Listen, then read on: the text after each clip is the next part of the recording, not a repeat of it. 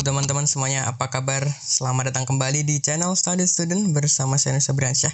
Dan di video kali ini kita akan meneruskan studi kasus penjualan kita dengan bahasa pemrograman C++, tepatnya di Object Oriented Programming-nya C++. Dan kita di video kali ini akan implementasi inheritance atau pewarisan di OOP-nya C++ gitu. Oke, jadi harapannya buat teman-teman yang ke video ini ya mau implementasi inheritance atau pewarisan ke dalam bahasa pemrograman C++ atau OOP-nya C++, harap ditonton dulu atau harap dipahami dulu untuk konsep inheritance itu bagaimana dan seperti apa, dan analoginya seperti apa gitu ya. Jadi harapannya kalau ke video ini sudah paham konsep inheritance ya, boleh nonton video yang sudah saya sediakan di deskripsi linknya, ataupun bahkan bisa nonton di channel yang lain. Baik gitu. Oke, jadi kita langsung aja teman-teman implementasi inheritance pada OOP C++ kita, tepatnya di studi kasus penjualan kita. Dan di penjualan kita ini kita lebih spesifikkan untuk properti, aksesoris komputer aja gitu, biar nggak kemana-mana. Oke, jadi di barang ini saya dapat celah ya, di barang bisa di inheritance kan gitu. Jadi nanti gini, di barang itu kan bisa datanya berupa motherboard, berupa keyboard, dan lain sebagainya. Nah, kita akan lebih spesifikkan itu ke dalam kelas jenis barangnya apa gitu. Oke, jadi bisa dibuat aja teman-teman di sini di folder my class, new file. Misalnya yang pertama, saya buat dua spesifik barang aja. Ada keyboard dan ada prosesor. Itu yang pertama keyboard dulu. Keyboard.h gini, lalu jangan lupa include IO stream-nya, ini wajib. Kemudian ada include using standard std, using namespace std gini. Nah, dan berhubung keyboard ini nanti akan extend atau hasil keturunan dari kelas barang, berarti kita harus import juga atau include juga kelas barangnya atau file dari kelas barang ini, tepatnya barang.h. Jadi sebelum using namespace std aja teman-teman, di sini sekaligus saja include. Berhubung ini dia berada dalam satu folder yang sama ya, barang dan keyboard.h, kita langsung bisa tarik aja karena dalam satu folder yang sama, barang.h gini. Sip, nggak ada error lah ya. Sip, kemudian kita bikin kelas keyboard. Nah, kalau mau mendefinisikan kelas ini hasil extend atau keturunan dari kelas mana, bisa pakai .2 ya. Kemudian public. Kenapa kok harus pakai public? Nggak apa, pakai aja. Nanti kita akan jelaskan lebih spesifik di visibility atau access modifier gitu ya, atau enkapsulasi lah bahasa kerennya. Oke, public dari kelas barang. Begini. Jangan lupa titik koma di ujung. Sudah beres. Kemudian karena kita sudah membahas tentang konstruktor juga, jadi sekaligus aja kita kasih, propertinya dulu. Properti dari barang, keyboard. Jadi secara default kalau kita udah menuliskan ini hasil pewarisan dari mana, dari kelas barang, berarti semua properti dan metode dari kelas barang akan dipunyai oleh kelas keyboard gitu. Jadi kita bikin tambahannya aja. Jadi di sini kan sudah ada nama barang untuk propertinya, harga barang, dan stok barang. Jadi kita tambahin aja kira-kira apa yang untuk keyboard. Ini untuk space-nya saya bikin 2 aja biar indentasinya nggak terlalu ke dalam. Sip, gini aja. Oke, jadi ada backlight ya, misalnya ada string backlight gini. Dan ini visibility-nya saya kasih public deh. Public gini. Sip. Lalu ada banyak key integer, banyak key atau banyak tombolnya di keyboard tersebut tuh ada berapa gitu. Gini, yang terakhir ada string switch. Ini. Atau bentar, ini kok kayak namanya sama dengan yang sudah tertera di C++, jadi kita ganti aja jenis switch gitu ya. Jenis switch atau tipe deh. Tipe switch. Begini, properti udah. Kemudian sekarang metodenya. Ya, pertama kita bikin konstruktornya lah. Konstruktor. Jadi nama kelasnya adalah kelas keyboard. Keyboard gini. Lalu dia akan menerima parameter berupa bentar, kita bisa contek aja dari konstruktornya barang ya. Ini. Atau semuanya deh. Tidak masalah. Begini. Paste, ganti namanya. Keyboard.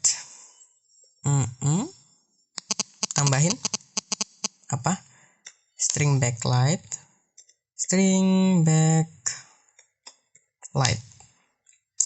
Nilai defaultnya adalah tidak ada backlight.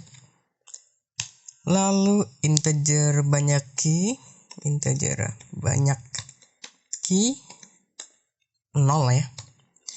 0 yang terakhir string. Oh ya, ini kok titik koma aja dong. Koma. String yang terakhir tipe switch. Linear deh misalnya. Defaultnya linear. Oke. Ini bukan barang berarti ya. Ini keyboard. Gini. Sip lah ya. Sip, ini juga keyboard. Ctrl D biar sama. Keyboard. Ini duplikat. Ini ganti apa? Backlight. Ini ganti backlight. Begini. Lalu sesudah backlight ada banyak key dan tipe switch. Gini, udah konstruktor beres. Kemudian ada metode setter dan getter. Setter dulu. Atau langsung aja deh. Setter dan getter. Gini. Oh ya, metodenya harus dikasih visibility-nya public juga. Atau kalau kita nggak mau ngasih visibility public untuk memisahkan metode dan properti, jadi kita gini aja bisa. Jadi otomatis si property dan metode visibility-nya public, udah gitu aja. Tapi biar agak beda untuk properti dan metode, jadi nggak apa-apa kita taruh gini. Sip, sama aja. Setter dan getter. Berarti kita bisa, karena udah ada setter di barang ya. Di sini untuk nama barang, stok barang, dan harga barang. Jadi kita tinggal tambahin yang kurang aja. Oke, jadi ada void untuk yang setternya dulu, mungkin void set backlight. Ini berarti ada string backlight, kemudian keyboard (2.2) backlight sama dengan backlight. Ini ya. Kita selesaikan untuk yang langsung aja lah, setter getter. Jadi ada di sini string ya, returnnya nanti berupa string tipe datanya karena backlight tipe datanya string get backlight gini. Berarti langsung aja return keyboard (2.2) backlight. Udah. Ini kita bisa kopas ke bawah, seleksi si file di bawah. Ini backlightnya ganti dengan apa tuh? Banyak key.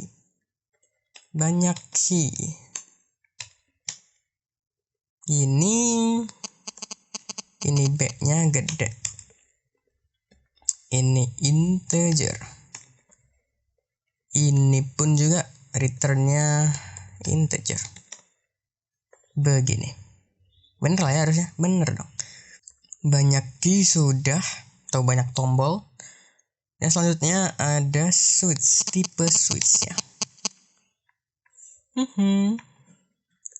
Set tipe switch. Atau gini deh. Switch. Tipe switch.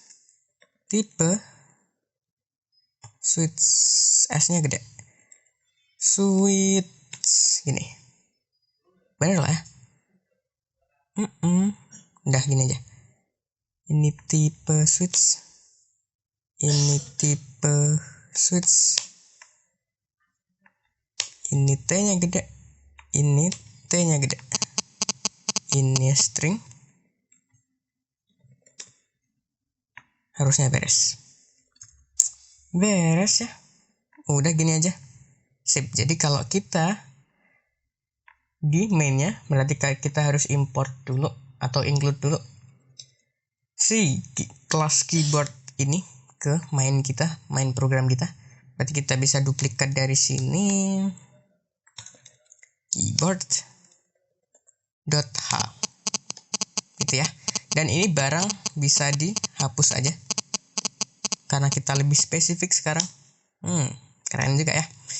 Oke, jadi bisa gini ya. Keyboard 1 gini. Langsung aja berarti nama barangnya misalnya Vortex Series VX7. Kemudian harganya 1 juta. Kemudian stoknya masih 97 misalnya. Kemudian tipe backlightnya RGB. Widih, keren ya, RGB. Kemudian jumlah key-nya atau jumlah tombolnya ada 87. Dan yang terakhir tipe switch-nya. Tipe switch-nya misalnya Outemu blue deh. Gini. Oke, kemudian langsung aja yang kedua. Keyboard 2. Ini ganti nama barangnya jadi Keychron K2. 1.200.000 mahal juga. Misalnya tinggal 27 RGB, ini 84 lebih compact dia ya. Dan ini misalnya Gateron Brown gitu. Ada 3 keyboard ya. Ini yang lumayan diidam-idamkan oleh para gamer. Adrexus Daxa M84 Pro. Harganya 1.500.000. Mantap sekali. Misalnya tinggal 11 deh. 11 RGB. Kemudian 84 juga karena compact. Ini misalnya Gateron Red gini. Sip, ini kalau di running Ctrl Shift B. Oh, ini ditutup dulu sidebarnya. Ada error kenapa? Ada pada barang.h. Katanya redefinition of class barang. Iya tuh. Masa iya? Oh iya, logikanya iya karena di sini ketika kita include gitu ya, itu sama halnya kita copy paste ke sini. Gini. Jadi, kalau kita include kelas barang, itu kan kita definisi kelas barang. Oke. Nah, di bawahnya kita include juga kelas keyboard. Di keyboard karena dia include dari kelas barang. Bentar. Nih, jadi dibuat ulang gitu. Jadi sekarang barang kayaknya nggak perlu. dihapus aja. Jadi kalau kita running lagi, keren. Tapi kita belum gini ya. Misalnya keyboard 1 cetak info barang. Ini keyboard 2 pun dan 3 jangan lupa. Gini cobain di running, Ctrl Shift B. Nama barang Vortex series bla bla bla bla, bener ya. Cuman ini sampai di stok barang doang. Oke, ini kita belum tanganin teman-teman. Intinya kita sudah berhasil aja untuk implementasi inheritance. Gitu ya. Dan setter getternya jangan lupa diterapkan metodenya. Metode setter dan getter. Gitu, tapi untuk yang cetak info barang masih kita pakai yang di parentnya atau di orang tuanya. Ini. Tapi nggak apa-apa, kita akan perbaiki seiring berjalannya waktu. Oke. Ini untuk yang keyboard, berarti kita bisa buat satu lagi kayaknya untuk prosesor deh. Nanti teman-teman bisa kembangin lah ya. Bisa kembangin mau ada data barang apa aja, silahkan dibikin kelasnya gitu. Oke, di sini berarti ada prosesor.h. Kita bisa kopas aja lah dari keyboard.h. Inilah ya, kita bisa copy paste di prosesor. Ini ganti space-nya, indentasinya jadi 2 spasi aja. Gini. Kemudian ini udah benar. Ini ganti apa tuh namanya? Prosesor.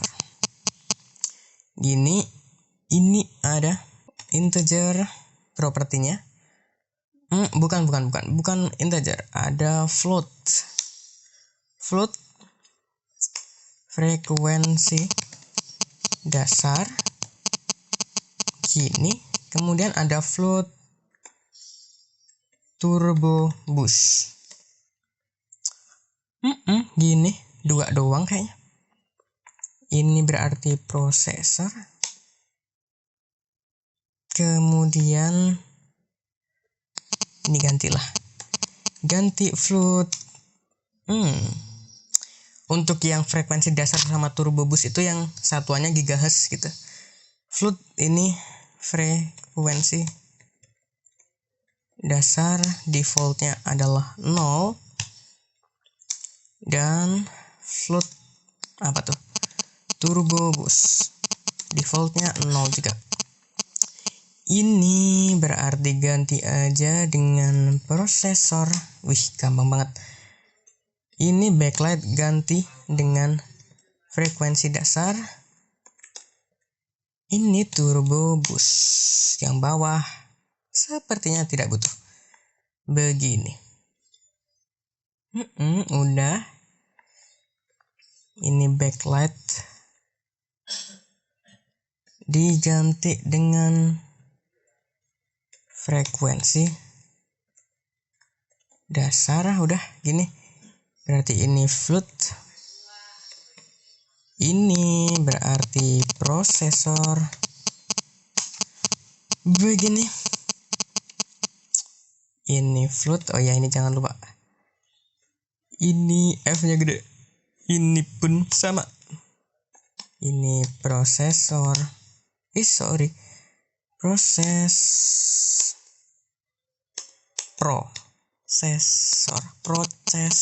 Salah terus. Ini. Kemudian ini banyak key. Kita ganti dengan apa tuh? Turbo boost. Ini T-nya gede. Ini T-nya gede. Ini T-nya, oh jangan, ini float.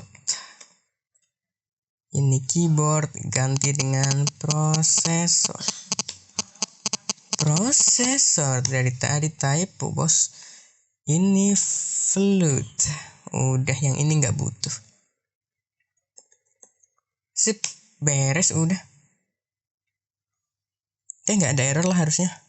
Setter getter beres, constructor juga sudah. Kita tinggal import di sini. Apa? Prosesor. prosesor. Oke, mantap. Instansiasi objeknya, misalnya prosesor 1. Langsung aja pakai konstruktornya. Nama barang misalnya AMD Ryzen 5 3600 gini. Kemudian harganya 3 juta rupiah. Stoknya ada misalnya 21 aja deh. Kemudian frekuensi dasarnya misalnya 3,6 GHz gitu nanti. Kemudian turbo boostnya 4,2 GHz. Ini prosesor 2. Ini misalnya ada salah ya mohon maaf lah ya. Ini cuman example doang. Intel Core i5 generasi ke-10 deh. Gini. Harganya 2,4 juta. Gini. Bener lah ya. Bener. Stoknya 12. Ini frekuensi dasarnya. Ini udah saya catat nih. 2,9, cuman kalau salah tolong diperbaiki. Example aja. Oke, beres. Ini kalau saya running harusnya nggak ada error. Ada error dong. Katanya adalah ya sama. Redefinition. Oke. Redefinition atau gini deh ya. Untuk yang kelas anaknya. Bentar. Keyboard saya rename deh. Jadi aksesoris gitu. Oke, sip. Gini. Oke, jadi sekarang logikanya biar enggak redefinition. Ini yang prosesor.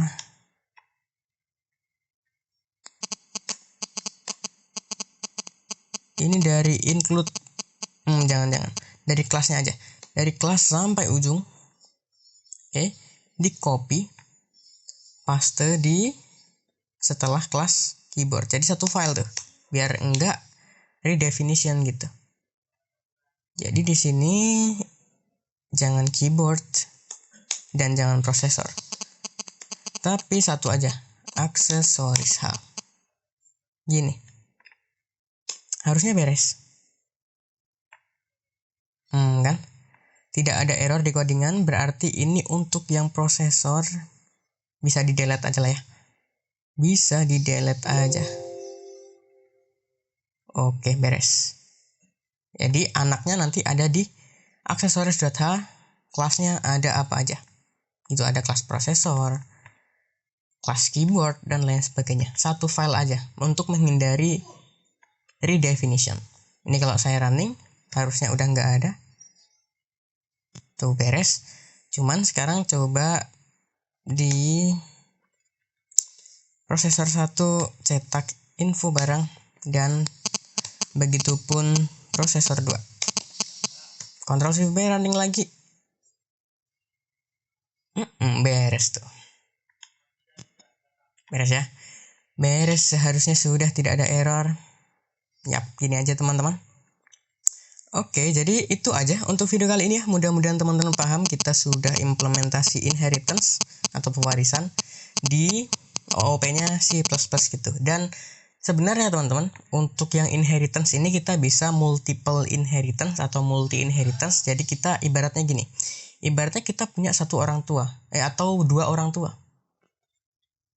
Gitu ya, ada barang terus ada apa lagi gitu misalnya. Nah, ketika kita mendefinisikan sebuah kelas, kita bisa aja kita extend atau hasil keturunan dari dua kelas atau lebih. Gitu. Jadi dari dua kelas tersebut, semua properti dan metodenya bisa ada dalam satu kelas. Gitu. Cuman itu nggak akan kita bahas karena jarang juga studi kasus untuk menerapkan itu. Dan kebetulan di studi kasus kita penjualan itu tidak menerapkan multi inheritance. Gitu. Cuman kalau teman-teman mau nyari di source di luar, ya silahkan aja. Begitu, untuk mencoba hal baru lah gitu. Oke, jadi saya rasa itu untuk video kali ini. Mudah-mudahan teman-teman paham, mudah-mudahan videonya bermanfaat. Saya Nusa Bransyah pamit, saya ucapkan thank you, terima kasih, keep learning and keep spirits.